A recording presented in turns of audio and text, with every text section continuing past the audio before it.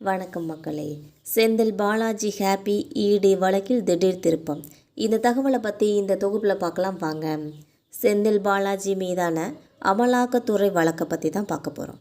தமிழக முதலமைச்சரும் திமுக தலைவருமான மு.க. ஸ்டாலினின் முக்கிய தளபதிகளில் ஒருவராக செந்தில் பாலாஜி உள்ளார்னே சொல்லலாம். கொங்கு மண்டலத்தில் திமுகவின் வளர்ச்சிக்கு முக்கிய பங்காற்றி வருகிறார்.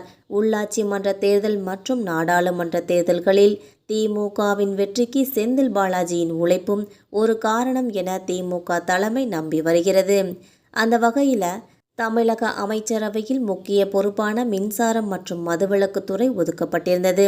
இதனிடையே கடந்த 2012ஆம் ஆண்டு அதிமுக ஆட்சி காலத்தின் போது போக்குவரத்து துறையில் பணி வழங்குவதற்காக பணம் பெற்றதாக தொடரப்பட்ட வழக்கில் அமலாக்கத்துறையால் செந்தில் பாலாஜி திடீரென கைது செய்யப்பட்டார். இதனை அடுத்து உச்சநீதிமன்ற உத்தரவால் அமைச்சர் பதவியும் பறிக்கப்பட்டது. 1 வருடத்திற்கு மேலாக சிறையில் அடைக்கப்பட்ட அவர் நிபந்தனை ஜாமீனில் சிறையில் இருந்து விடுவிக்கப்பட்டார். பண மோசடி வழக்கில் அமலாக்கத்துறை அலுவலகத்தில் வாரம் 2 முறை திங்கட்கிழமை மற்றும் வெள்ளிக்கிழமை ஆஜராகி கையெழுத்திட வேண்டும் என நிபந்தனை விதித்தது செந்தில் பாலாஜிக்கு ஜாமீன் வழங்கியது. இதனை அடுத்து கடந்த 17 மாதங்களாக வாரம் 2 முறை சென்னையில் உள்ள அமலாக்கத்துறை அலுவலகத்தில் கையெழுத்திட்டு வந்துள்ளார். இந்த நிலையில் இந்த நிபந்தனையை தளர்த்த கோரி செந்தில் பாலாஜி அவர்கள் செய்த தாக்கல் மனுவை உச்சநீதிமன்ற தலைமை நீதிபதி சூரியகாந்த் தலைமையிலான அமர்வு இன்று விசாரித்தது. அப்போது செந்தில் பாலாஜியின் நிபந்தனையை தளர்த்த அமலாக்கத்துறை கடும் எதிர்ப்பு தெரிவித்துள்ளது. கடந்த 1.5 ஆண்டுகளாக வாரந்தோறும் 2 முறை செந்தில் பாலாஜி அவர்கள் அமலாக்கத்துறை அலுவலகத்தில் ஆஜராகி வந்து கொண்டிருக்கிறார். இனியும் ஆஜராக வேண்டுமா என்று கேட்ட உச்சநீதிமன்றம் தேவைப்படும்போது மட்டும் ஆஜரானால் போதுமானது என்று உத்தரவிட்டு வாரம் 2 முறை ஆஜராக வேண்டும் என்ற நிபந்தனையை தளர்த்தி உத்தரவிட்டுள்ளது. உச்சநீதிமன்றத்தின் இந்த உத்தரவால் செந்தில் பாலாஜிக்கு ஜாமீனில் தளர்வு கிடைத்துள்ளது குறிப்பிடத்தக்கது.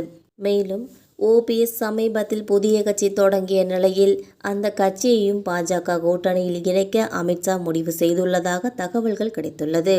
இதற்கான பேச்சுவார்த்தைகள் இறுதி கட்டத்தை எட்டியுள்ளதாகவும் ஏற்பாடுகள் முடிந்தவுடன் ஓரிரு வாரங்களில் அமித்ஷா அவர்கள் தமிழகம் வருவார் என்றும் பாஜக வட்டாரங்கள் தெரிவிக்கின்றன. மேலும் அமித்ஷாவோட இந்த வருகை மிக முக்கியமானதாக இருக்க போகிறது.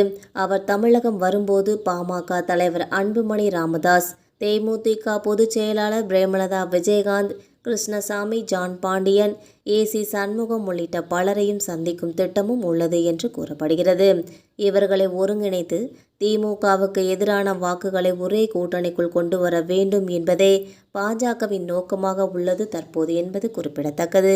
மக்களே, இந்த தகவல்கள் உங்களுக்கு பயனுள்ளதாக அமைஞ்சா மறக்காமல் நம்ம சேனலை சப்ஸ்கிரைப் பண்ணி பெல் ஐகானை கிளிக் பண்ணி வச்சுக்கோங்க. அப்போ தான் நம்ம போகிற டெய்லி வீடியோக்கள் உடனுக்குடன் நோட்டிஃபிகேஷனாக வந்து சேரும். தேங்க்யூ.